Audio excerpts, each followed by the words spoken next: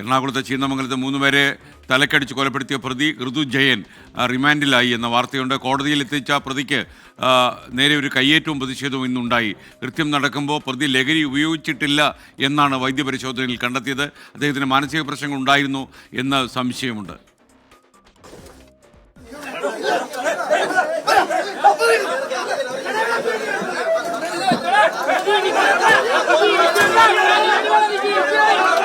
കൊടും കുറ്റവാളിക്ക് നേരെ നാട്ടുകാരുടെ പ്രതിഷേധം സ്വാഭാവികം മാത്രം. 6ഉം 9ഉം വയസ്സുള്ള 2 പിഞ്ചു കുഞ്ഞുങ്ങളുടെ മുന്നിൽ വെച്ചാണ് ഋതു ജയൻ 3 പേരെ തലക്കടിച്ച് കൊലപ്പെടുത്തിയത്. 1 വർഷമായി നീണ്ടു നിന്നിരുന്ന തർക്കമാണ് കൊലപാതകത്തിലേക്ക് നയിച്ചത്.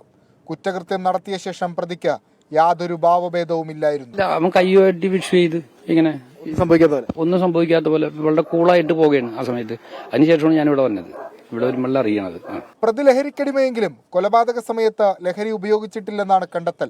ഋതുജയന്റെ വീട്ടിൽ നടത്തിയ പരിശോധനയിലും ലഹരി വസ്തുക്കൾ പിടികൂടാനായില്ല. എന്തായാലും മെഡിക്കൽ എക്സാമിനേഷനിൽ ഡ്രഗിന്റെ സബ്സ്റ്റൻസ് ഒന്നും ഇല്ല, ഇതുവരെ അറിവിലില്ല. അങ്ങനെ ഒരു സംഗതി ഉള്ളതായിട്ട്, അങ്ങനെ എവിടെയെങ്കിലും ഒരു കണ്ടിന്യൂസ് ട്രീറ്റ്മെന്റ് നടത്തിയതായിട്ടൊന്നും നമുക്കറിയില്ല. കൊലപാതകത്തിന് ഉപയോഗിച്ച ബൈക്ക് സ്റ്റിക്കും കത്തിയും സംഭവ സ്ഥലത്ത് നിന്ന് ഫോറൻസിക് വിഭാഗം കണ്ടെത്തി.